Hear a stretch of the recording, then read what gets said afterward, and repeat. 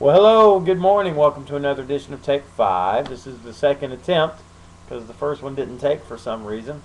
But it is December 6th, 2011. We're in Luke chapter 7. And we've got a miracle today. Are you ready for a miracle? Ready as I can be. Luke chapter 7, verse 11. Soon afterward, he went to a town called Nain, and his disciples and a great crowd went with him. As he drew near to the gate of the town, behold, a man who had died was being carried out, the only son of his mother, and she was a widow, and a considerable crowd from the town was with her. And when the Lord saw her, he had compassion on her, and said to her, "Do not weep." Then he came up and touched the bier, and the bearer stood still. And he said, "Young man, I say to you, arise." And the dead man sat up and began to speak, and Jesus gave him to his mother.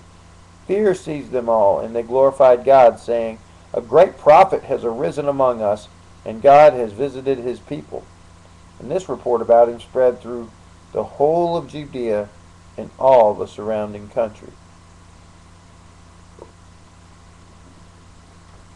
Well, I would imagine this kind of news would spread throughout all the country. Here's what you got. You got two crowds. You got Jesus and his crowd coming into town, and they're just full of faith and excitement for all the things Jesus has been doing. And then you've got a sad crowd coming out of town. Happy crowd meets sad crowd. And the reason the crowd was sad is because somebody they loved was dead, and they're carrying him out. So he's laying there on some kind of coffin, or however they did it back then. And they're mourning, and they're weeping, and they're so sad. And Jesus, knowing this is the only son of this woman, goes to her and he says, "Don't be sad. Don't you mourn anymore." And he's about to do something incredible, and that's why he can say that to her. And then he goes up and he touches whatever the guy is lying on. It's called a BIER here in my version, but whatever it is. And he tells the guy to sit up. And you've got a dead man, and he sits up. Can you imagine the shock, perhaps even on the disciples' faces? But they've seen some incredible stuff, but to see a dead man rise up. And it says great fear seized them all. And you know, there is a good kind of fear, and fear of God's power, I think, is a good thing, because there's nothing more powerful. But realize that that power is for us, not against us, if we're one of his children. So we had that kind of fear, that kind of awe, this same kind of fear of perhaps just anything that's powerful, like an earthquake or a hurricane or something like that. You've just seen a touch of deity. You've seen a touch of Almighty God. God has come in to this world. And that's really what Christmas is all about. But they say that a great prophet is among them.